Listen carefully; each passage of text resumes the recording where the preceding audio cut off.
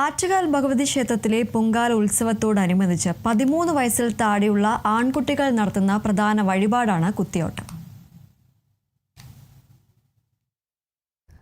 മഹിഷാസുരനുമായുള്ള യുദ്ധത്തിൽ പരിക്കേറ്റ ദേവിയുടെ ഭടന്മാരാണ് കുത്തിയോട്ടത്തിൽ പങ്കെടുക്കുന്ന ബാലന്മാരെന്നാണ് സങ്കല്പം.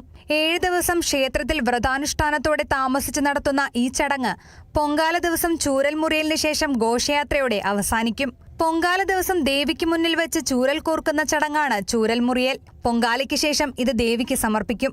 ക്ഷേത്രക്കുളത്തിൽ കുളിച്ച് ഈറനോടെ ദേവിയെ വണങ്ങി പള്ളിപ്പലകയിൽ 7 വെള്ളി നാണയങ്ങൾ വെച്ച് ക്ഷേത്രമേൽശാന്തിക്ക് ദക്ഷിണ നൽകിയാണ് വ്രതം ആരംഭിക്കുക. 7 ദിവസം ക്ഷേത്രത്തിൽ താമസിക്കുന്ന കുട്ടികൾ 1008 നമസ്കാരം ദേവിക്ക് മുമ്പിൽ പൂർത്തിയാക്കും. 9ാം ഉത്സവ ദിവസമായ മാർച്ച് 3 രാത്രി 8:30 കിരീടവും ആടയാഭരണങ്ങളും ധരിപ്പിച്ച് ദേവീസന്നിധിയിൽ ചൂരൽ കുത്തും. സഹോദരനായ മണക്കാട് ശാസ്താക്ഷേത്രത്തിലേക്കുള്ള ദേവിയുടെ പുറത്തെഴുന്നള്ളത്തിന് അകമ്പടി സേവിക്കുന്നതും കുത്തിയോട്ട ബാലന്മാരാണ്. തിരികെ ക്ഷേത്രത്തിലെത്തി ചൂരലിളക്കുന്നതോടെ വ്രതം അവസാനിക്കും. മാർച്ച് 3 ഇക്കുറി ആറ്റുകാൽ പൊങ്കാല നടക്കുക. Kerala vision news, Thiruvananthapuram.